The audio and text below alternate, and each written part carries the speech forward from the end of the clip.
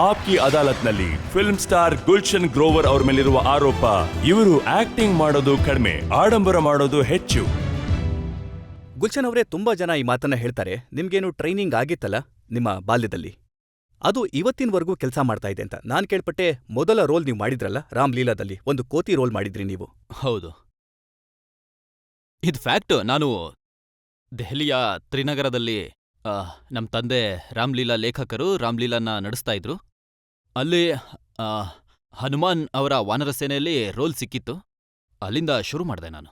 ಮತ್ತೆ ಅದಾದ ನಂತರ ಮುಂಬೈಗೆ ಬಂದಾಗ, ಆಕ್ಟಿಂಗ್ನ ಅವಕಾಶ ಸಿಕ್ಕಾಗ ನೀವು ಪ್ರತಿ ಸಲ ಗೆಟಪ್ನ ಬಗ್ಗೆ ಜಾಸ್ತಿ ಗಮನ ಕೊಟ್ಟಿದ್ದೀರಾ, ಆದ್ರೆ ಆಕ್ಟಿಂಗಿಗೆ ಕಡಿಮೆ. ಸರ್ ಫಿಲ್ಮ್ನಲ್ಲಿ ಮೊಡವೆ ಮುಖದ ಚಪ್ಪನ್ ಟಿಕ್ಲಿ, ರಾಮ್ ಲಖನ್ನಲ್ಲಿ ಆ ಕೇಸರಿ ವಿಲಾಯ್ತಿ, ಬ್ಯಾಡ್ ಮ್ಯಾನ್, ಆ್ಯಂಡ್ ಅದೇನೋ ಹೇಳ್ತಾರಲ್ಲ, ಮಹಾ ಸಂಗ್ರಾಮ್ನ ಪಂಜಾಬ್ನಿಂದ ನೇರವಾಗಿ ಬಂದಿರ್ತಾನಲ್ಲ ಪೊಲೀಸ್ ಆಫೀಸರ್. ನಾನು ಫಿಲ್ಮ್ನಲ್ಲಿ ಲುಕ್ಗಳ್ನೂ ಪ್ರಸ್ತುತಪಡಿಸ್ದೆ, ಅದ್ರ ಜೊತೆಗೆ ಕ್ಯಾರೆಕ್ಟರ್ನ ಆಳದ್ಮೇಲೂ ಗಮನ ಕೊಟ್ಟಿದ್ದೀನಿ. ಅಂದ್ರೆ ಕ್ಯಾಚಿ ಫ್ರೇಸ್ ಮೇಲೆ ಗಮನ ಕೊಟ್ಟಿದ್ರಾ ಅಥವಾ ಒಂದು ವಿಚಾರದ ಮೇಲೆ ಗಮನ ಕೊಟ್ಟಿದ್ರಾ? ಆಗ್ಲೇ ಹೇಳಿದ್ರಲ್ಲ ಬ್ಯಾಡ್ ಮ್ಯಾನ್ ಅಂತ. ಅಲ್ಲ, ಇದ್ರಲ್ಲಿ ಏನಾದ್ರೂ ಪ್ರಾಬ್ಲಮ್ ಇದೆಯಾ? ಇದನ್ನ ತುಂಬಾ ಅದೇನ್ ಹೇಳ್ತಾರೆ ಜನ ಎಂಜಾಯ್ ಮಾಡ್ತಾರೆ. ಇದಕ್ಕೇನ್ ಹೇಳ್ತಾರೆ, ಅವ್ರಿಗೆ character ಗೊತ್ತಿರುತ್ತಾ? Bad man, Kullu कल्लन Kaliya लोग देते हैं मुझको गालियां. पंजाब में ऐसा होता है? अरे हमारे पंजाब में ऐसा नहीं होता. लुकस गुड, लुकस बैड, पर लुका नाट अग्ली. ಈ ರೀತಿಯ ಕೆಲವು ಲೈನ್ಸ್ ಇದಾವಲ್ಲ, ಅದನ್ನ ಹೇಳ್ತಾ ಕ್ಯಾರೆಕ್ಟರ್ ಸ್ಕ್ರೀನ್ ಮೇಲ್ ಬಂದಾಗ ಜನರಿಗೆ ಇಮಿಡಿಯೇಟ್ಲಿ ನೆನ್ಪಾಗುತ್ತೆ, ಜನ ಅದನ್ನ ಐಡೆಂಟಿಫೈ ಮಾಡ್ತಾರೆ. ಮತ್ತೆ ಇಲ್ಲಿವರೆಗೂ ನೋಡಿ, ಗಬ್ಬರ್ನ ಡೈಲಾಗ್ ಇರ್ಬೋದು, ಇಲ್ಲ ಮೊಗ್ಯಾಂಬೋನ ಡೈಲಾಗ್ ಇರ್ಬೋದು, ಅಥವಾ ನನ್ ಡೈಲಾಗ್ ಇರ್ಬೋದು, ಬ್ಯಾಡ್ ಮ್ಯಾನ್, ಅದರಿಂದನೇ ಆ ಕ್ಯಾರೆಕ್ಟರ್ ಗುರುತಿಸಲ್ಪಡೋದು.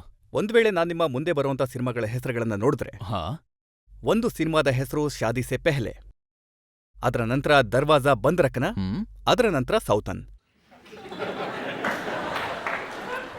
ನಾನು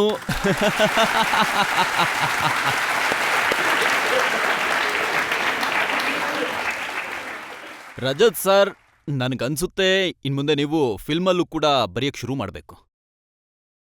ಯಾಕಂದ್ರೆ ಎಷ್ಟು ಸುಂದರವಾಗಿ ನೀವು ಅದನ್ನ ಜೋಡಿಸಿ ಹೇಳಿದ್ರಿ ಅಂದ್ರೆ ತುಂಬಾ ಅದ್ಭುತ, ತುಂಬಾನೇ ಅದ್ಭುತ.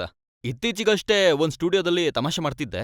ಮುಂಚೆ ಖಳನಾಯಕನ ಡೈಲಾಗ್ ಹೇಗಿತ್ತು ಅಂದ್ರೆ, अब मुझसे बचकर कहाँ जाओगी, ಅದಕ್ಕೆ ಅವಳು ಹೇಳ್ತಾಳೆ, भगवान के लिए मुझे छोड़ दो. ಅದಕ್ಕೆ ಖಳನಾಯಕ ಹೇಳ್ತಾನೆ, इतनी खूबसूरत चीज और भगवान के लिए छोड़ दूं तो मैं क्या खाऊं प्रसाद.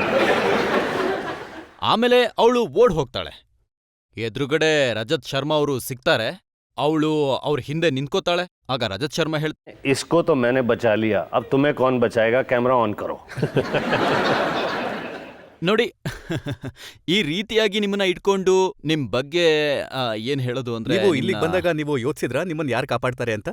ನನ್ನನ್ನ ಕಾಪಾಡೋದು ಇವರ ಪ್ರೀತಿ, ನನ್ನ ಕಾಪಾಡುತ್ತೆ ಒಂದು ವಿಷಯ. ಅದೇನಂದ್ರೆ, ನಾನು 22 ವರ್ಷಗಳಿಂದ ಕೇವಲ ಒಂದಕ್ಕೆ ಒತ್ತು ಕೊಟ್ಟಿರೋದು. ನಾನು ಒಂದು ವಿಷಯಕ್ಕೆ ಗಮನ ಕೊಟ್ಟಿರೋದು, ಇವರ ಮನೋರಂಜನೆ ಮಾಡ್ತಿರ್ಬೇಕು. ಇದು ಒಂದೇ ನನ್ನನ್ನ ಕಾಪಾಡೋದು.